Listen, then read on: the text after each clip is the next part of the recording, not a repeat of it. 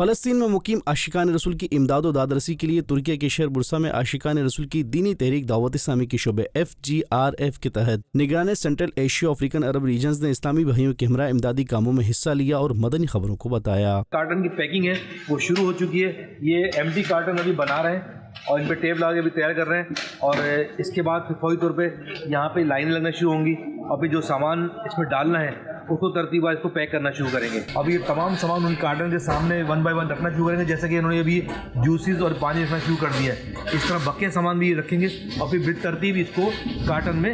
1 time میں ڈالنا شروع کریں گے انشاءاللہ۔ بہت اچھا انداز ہے ماشاءاللہ، بھرپور ٹیم ورک ہے۔ اللہ پاک کے آخری نبی محمد عربی صلی اللہ علیہ وسلم کی دکھیاری امت کی خیر خواہی کے لیے برسا شہر کی ایک مارکیٹ میں اشیاء خوردنوش پر مشتمل کاٹن باکسز کی پیکنگ کا سلسلہ کیا گیا، جنہیں پیکنگ کے بعد فلسطین کے عاشقان رسول میں تقسیم کیا جائے گا۔ نگران سینٹرل ایشیا افریقن عرب ریجنز نے اس سامان کی تقسیم کے حوالے سے مدنی خبروں کو بتایا۔ ہمارا